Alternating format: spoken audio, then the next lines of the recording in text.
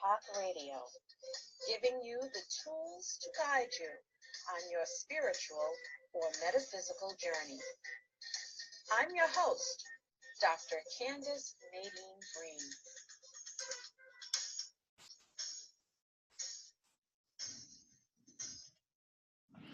Welcome to Inspirational Monday on Awakened Path Radio. Today, our guest is Adam Rose. He's a musician and visionary and creator of Dissolving the Dream. Welcome to our show today, Adam. Good morning, Candace. Thank you for having me. Good morning. Now, we said that you were a musician. So how has music played a role in what you are doing for the greater good, so to say?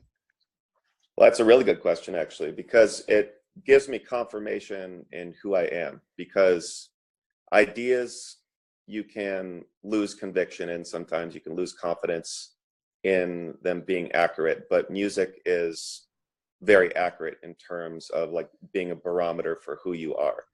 So when you create something that you really love, you know that it's good, and it doesn't necessarily need confirmation from other people for you to know that about yourself. And obviously the quote from the Bible, you shall know yourself by your works, applies here very much so. And so what you create represents who you are.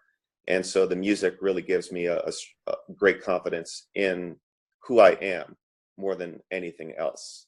So it has been fundamentally important. And it's also a microcosm of the whole. So it holographically reflects reality perfectly. So I can use musical concepts to kind of relate them to the larger picture. And it's often stunningly clear how much they reflect one another. And we think in terms of vibration. Mm-hmm. And if you're familiar with Schopenhauer too, he was quoted as saying that music was the highest art form because it did not represent anything but was the thing itself. So like a painting represents nature, whereas music is the actual thing. And I do believe it has the most emotionally impactful effect of any art form. That's my opinion. I think quite a few people might agree with me on that regard. Mm-hmm. Now, what do you do in regards to your music? I mean, do you sing? Do you play? How do you organize it to get your message out? I play a lot of different instruments. I sing as well. Singing is not my forte, but I've been told that I do sing well when I do try to sing. But I play a lot of different instruments. I'm just starting the clarinet now. That's my latest instrument, but it helps for me to focus on what I'm best at. And it's very easy for me to spread myself too thin and try to learn too much at once. But guitar is by far my best instrument. I've been playing a lot of piano lately too. And I really play whatever I can get my hands on. And it's not so much that I'm trying to get a message out in the lyrics of my music so much as it's just a form of self-expression. There certainly have been some songs that I've written which are directly related to the human condition and a brighter future or the difficulties of living in this reality. But it's more than anything, it's just a form of self-expression. Because when I think it comes down to it, ideas are not quite as important as the vibe or the emotional power behind something and how it connects us, brings us together. So that's where I think music is the most powerful. So it wouldn't necessarily even need words, or it could be in a different language perhaps, and you might still be able to gather the emotional impact of what you're getting in the music without even know what the people are singing about. Now, were you exposed to music as a child? How did you become a musician? How did you become so multi-musically talented? Yeah. And everything. Sure. Well, my parents were both into music, and I had an older brother. Well, I have an older brother, 7 years older. And so from a very young age, I remember him practicing his cello. So naturally, I wanted to play the cello a few years later. So I took that up at 9. A couple of years later, I found a guitar in the basement, real piece of junk, but it was something to play and learn on. And I immediately picked it up and could basically play it right away without having to learn a whole lot. And my mother was a very good piano player, and my dad is mostly a flute player. and recorders. He's actually in a recorder choir still today. But there was always lots and lots of records. We had some pop music, obviously the Beatles, stuff like that, the classics, and I get into Aerosmith and Billy Idol, stuff like that when I was really young, and Pink Floyd. And with my brother as an influence, he introduced me to a lot of music. I still love The Clash. That's one of my first bands that I really got into. So there was tons and tons of records. We would always listen to classical music at dinner. And I remember as a child, if I heard a melody that I really, really liked, it would oftentimes get stuck in my head for several days or weeks. So I'd really just was super, super drawn to good melodies from a very early age. Mm-hmm. And at what point did it become clear to you to use your music to get your message out? When did you start to say, hey, I'm going to use music? Yeah, it's a good question. I'm not sure exactly when I had that kind of epiphany. I can kind of think back even to when I was in high school. I thought I had a conviction about my playing that it could affect people very powerfully, even before I was into spirituality at all. So in a sense, it might have been there to a certain degree back then. And I think maybe I really consciously realized this at some point in my 20s. I remember, I won't share the exact experience because it's just a little weird, but I remember having a kind of an epiphany that I was here to heal through music, and that was going to be a huge part. And so for a while it was a question whether to keep my music separate from my visionary ideas. And as time goes on, they just merge closer and closer together. And I see how they kind of must be one ultimately. Now, why do you think, in your opinion, why do you think your message is so important during these particular times, especially with what's going on today in the world? Yeah, well, it's practical. It's a practical message. I'm not simply preaching about something metaphysical. I'm not talking about just ideas, but I'm talking about something that's real, something that we can actually apply to right now, because that's what we really need. And I'm appealing to reason very much of the time. And I recognize when we can either be in narrative, we can be in story. And that's when we're actually telling a story, we're contextualizing human existence. And I recognize when I'm in that element, and I also recognize when I'm being practical.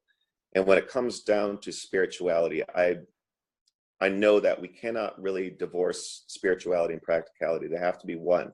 So if we're talking about spirituality, we have to talk about what we can actually do that's practical, that can actually create positive effects. And there is absolutely no shortage of evidence from an individual's life, plus academic evidence that also affirms the fact that relationships are by far the most important thing in our lives. And so it's completely evident just from our own observation of our own lives. When we start to think about what's going to make today a good day, having this interview with you, how is that going to affect me when I go out today? What are the interactions that I'm going to have with people when I go outside today? How is that going to influence my mood, right? And the more we pay attention to relationships, the more just obvious it becomes that it really is the most basic thing, the most fundamental thing, the most important thing. And if you think about like when a baby's born, the world is just pretty much just mom for a few days or weeks, and then the circle grows, and then it's more and more. And then if you think of the end of the life of a human being, if they die somewhat naturally, then they're surrounded by people, and they realize relationships once again are the very most important thing. And so it's something we all know, and maybe we don't pay too much attention to this all the time consciously, but we all absolutely know that relationships are the most important thing. And that's the way that I'm approaching healing the world, because I don't see another way as actually being viable. I see a lot of other great ideas out there, but if they're missing this aspect, then I don't believe that they're really going to work. If we want to focus on different economic models, for example, until we heal that relational piece first, I don't see us having a realistic chance. But unfortunately, most people are bypassing this aspect, and they're looking at things that are metaphysical. They're looking into all kinds of occult things. They're looking into aliens and the moon Antarctica and Tartaria or whatever subject matter they're interested in, and they're bypassing what's most fundamental. And we absolutely cannot get anywhere without being practical and focusing on what is most fundamental. Unfortunately, our own experience verifies for us that it's so, that relationships are the absolutely most important thing in our lives. So I don't have to fight the current so much, but I still have a little bit of a battle with wrong ideas, I would say. That's where the battle really lies here. Mm-hmm. Now, you talked about relationships. Now, is that the overall message that you're trying to convey in your work, or if not, what is the overall message that you're trying to convey with your work? Well, the message is that we can live in a much, much brighter world, a world that is better in every single imaginable way, and that we have the tools already to solve every single problem that exists right now, and that any problem that arises, we'll be able to address that and fix it very quickly as well. So I'm not worried about individual problems. I don't care what it is, we can take care of it very quickly. Michael Moore did a movie called Who to Attack Next a few years ago. I don't know if you saw that, but he addressed about 10 different problems in 10 different countries, something like that. And he showed how they're doing things better in these different countries. So that's just one example you can look at to see that the solutions do in fact already exist. And I have complete confidence that we will address particular problems as they come up and heal them very quickly if we have the unity necessary to do so. Unity. So, right. And when I talk about unity, I always want to say unity in authenticity, because obviously you could go to a football game, you have 70,000 people focused on a football game, and in a sense they're united in that aspect. But what I say is unity and authenticity. And in this respect, 10 people that are really united in a really authentic way is, I think, far more powerful than 100,000 people watching a football game. And I'm sorry, I forgot the original question. Oh, what's the overall message in your work? Oh yeah, so it's about moving into this brighter experience, and I say that we can heal this experience that we're having very quickly.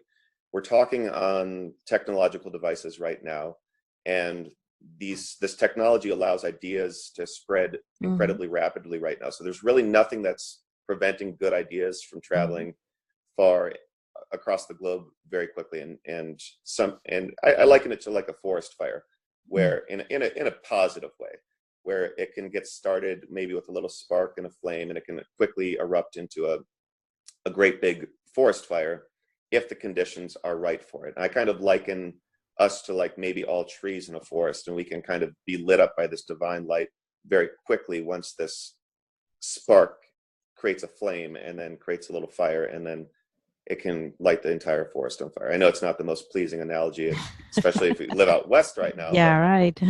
but it is a good metaphor for how Right. this can take off. So Right. I really see it. Yes. Right, and that's how information spreads with all the technology we have. I mean, it is like a forest fire. It's consuming, and it spreads very quickly. Right, exactly. So we have that potential with the technology, and so that aspect is absolutely necessary. I don't believe that we could be doing this without this technology present. So we have to look at this in the right way, and recognize that all kinds of social media and things that I was rejecting myself for quite a few years, we can use this in a positive way to get the message out, and it really is a necessary tool for us. But I just want to finish answering the question that we can move into this much brighter experience of reality, and we can do it very quickly. And what I'm saying, the tool for us to do that is through our relationships.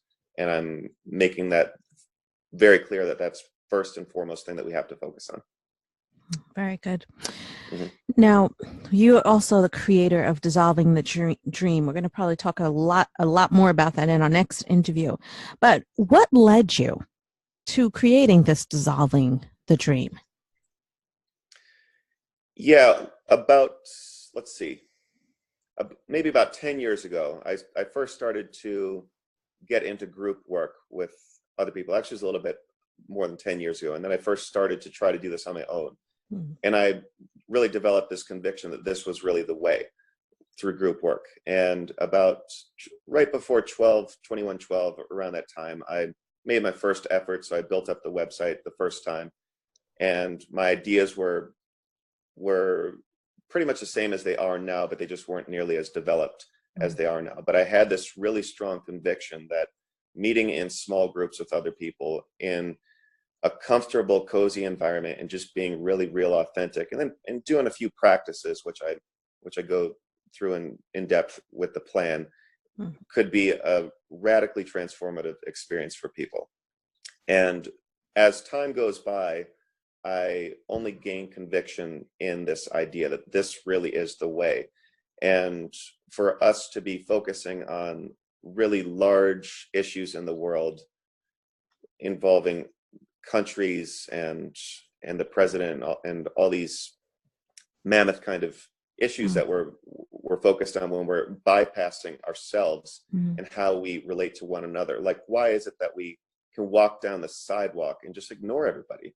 That's very strange to me. I mean, we have a word for people called strangers, and that's just a very weird concept in itself. Like, how can somebody be a stranger? You know, my initial slogan at the time was nothing stranger than being a stranger.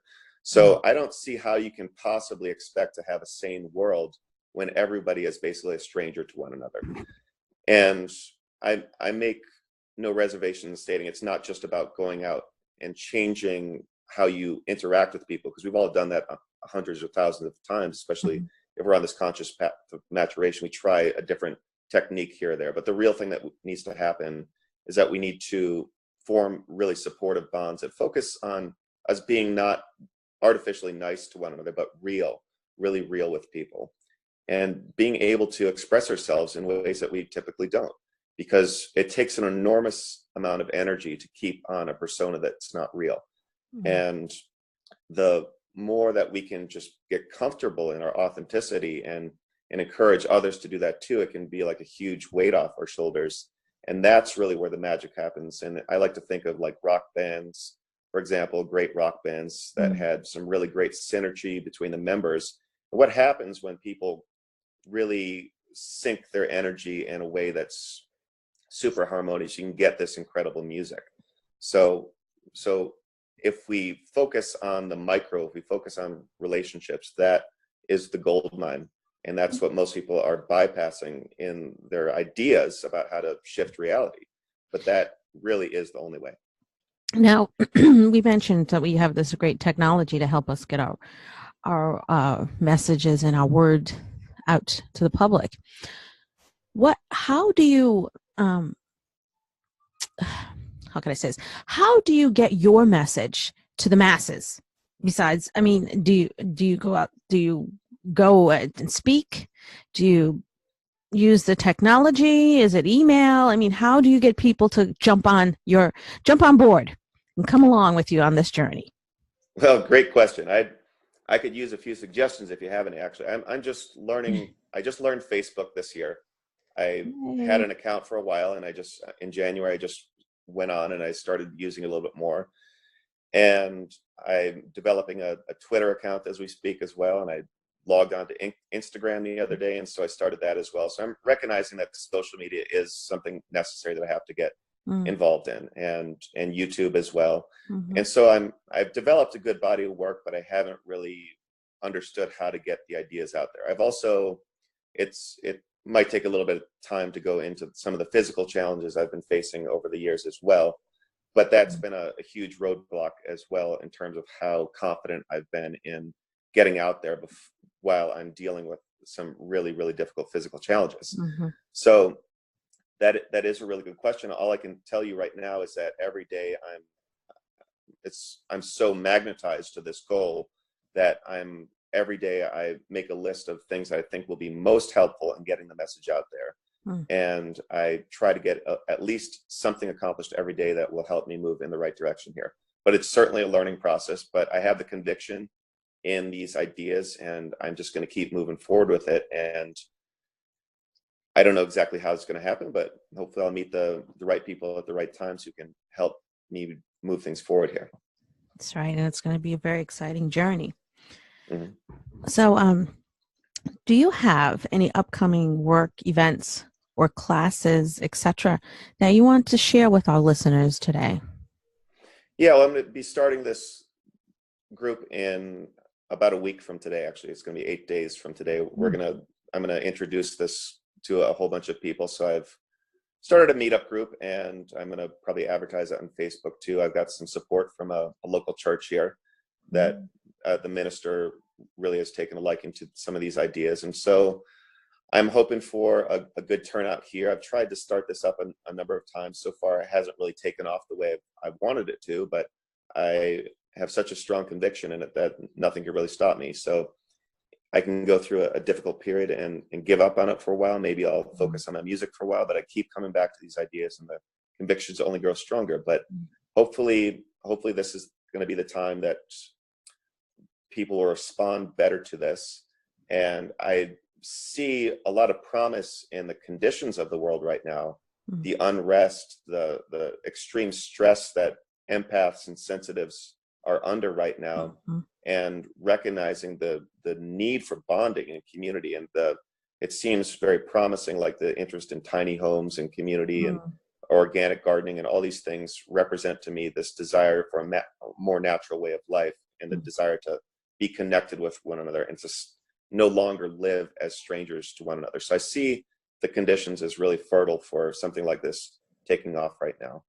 So it's important to recognize that consciousness is changing as we move through these years here, and that's what I see happening now, is the ground is getting more fertile for this type of thing to really take off. So hopefully I'm right about that. Right.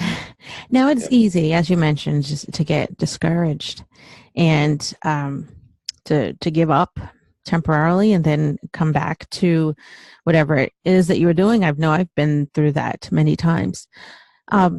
But is there something or some little inspiration that will give you that extra kick that will make you say, yes, I'm doing this right. I'm not going to give up. What makes you keep going? Good question. Hope I didn't Well, stop you.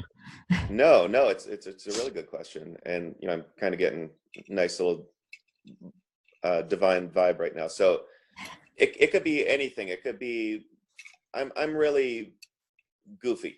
When I go out in public, I engage with people in a very silly way. And oftentimes it's just like these silly interactions I'll have with people where I'll ask them a bizarre question when I'm in the grocery store or something. And it's like, if we can share just like a little bit of a positive interaction, sometimes that's all it takes. And right. A few weeks ago, this guy said he recognized how much just one smile could change his day, or how much one mean look could change his day. So we have to remember that we have such great power in the ability to shift other people's lives just in the little things that we do for them. And so it can oftentimes be that little thing that someone reaches out in a way that gives me hope.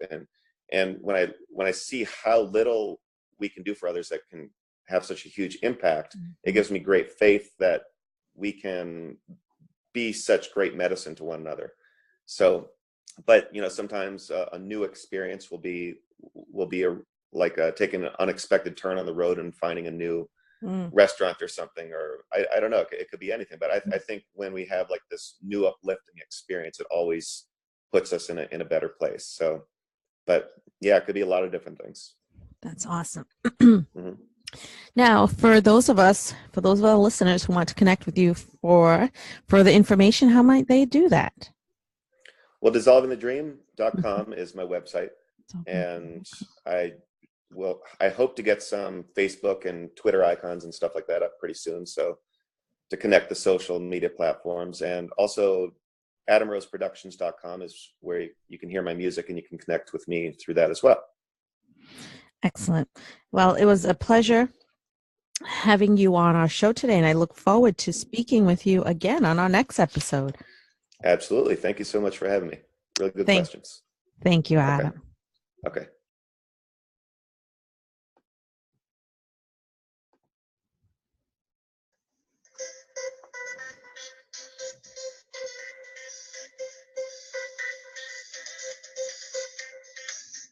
Thank you for joining us on Awakened Path Radio. Please check us out at www.awakenedpathonline.com. I'm your host, Dr. Candace Nadine Green, and you are listening to Awakened Path Radio, giving you tools to guide you on your spiritual or metaphysical journey. Namaste and blessed day.